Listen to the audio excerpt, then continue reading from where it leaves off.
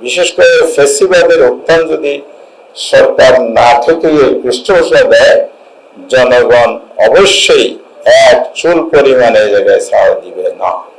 আমরা আকর্ষণ আন্দোলন করব, এই আন্দোলন অব্যাহত থাকবে। এই আন্দোলনের লাস্ট সীমানা পর্যন্ত আমরা বসব, অর্থাৎ সাফল্যে না আসা পর্যন্ত আমরা জীবন বাজি রেখে আন্দোলন চালিয়ে যাব।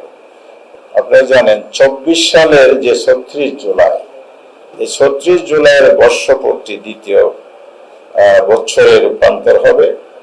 সেটা হচ্ছে আগামী 1 জুলাই থেকে 5 আগস্ট পর্যন্ত এই 36 দিনের একটা কর্মসূচি আমরা লিয়াজু কমিটিতে ঠিক করেছি। শীর্ষ পর্যায়ে আলোচনা করে আমরা চূড়ান্ত করব। সে উপলক্ষে আমরা আগামী 25 তারিখ আবার লিয়াজু কমিটি বসবো।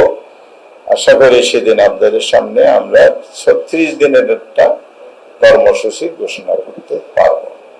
তো সাংবাদিক বন্ধুগণ, আপনাদের সবাইকে ধন্যবাদ জানাই, দেশবাসীকেও আহ্বান জানাই, আসুন আমরা দেশের এই সামগ্রিক পরিস্থিতির সংক্ষিপ্ত বর্ণনা যেটা দিয়েছি, এই বিষয়গুলো কোনো দলীয় ইস্যু নয়, কোনো জোটের ইস্যু নয়, এটা দেশবাসীর ইস্যু, দেশের জনগণের ইস্যু, দেশের স্বাধীনতা সার্বভৌমত্ব রক্ষার ইস্যু, জনগণের শান্তি, স্বস্তি, নিরাপত্তা বিধানের ইস্যু এবং দেশে গণতন্ত্র, সুশাসন, ন্যায় বিচার প্রতিষ্ঠার প্রয়োজনে আমাদেরকে আজকে ঐক্যবদ্ধ হতে হবে।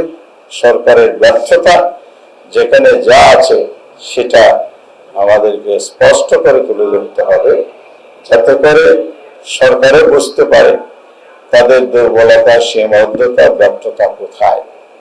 সেই সাথে জনগণও যাতে ঐক্যবদ্ধ হতে পারে।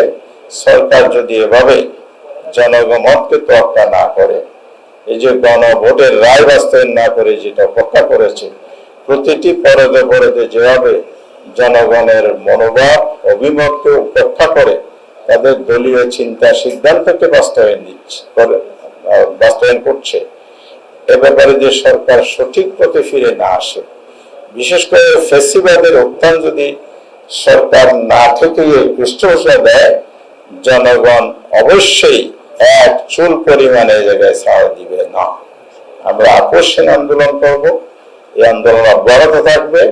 এই আন্দোলনের লাস্ট সীমানা পর্যন্ত আমরা বসব, অর্থাৎ সাফল্যে না আসা পর্যন্ত আমরা জীবন বাজি রেখে আন্দোলন চালিয়ে যাব। এই জন্য আপনাদের সহযোগিতা চাই এবং দেশবাসীর সহযোগিতা চাই। এই আহ্বান জানিয়ে আমি শেষ করছি।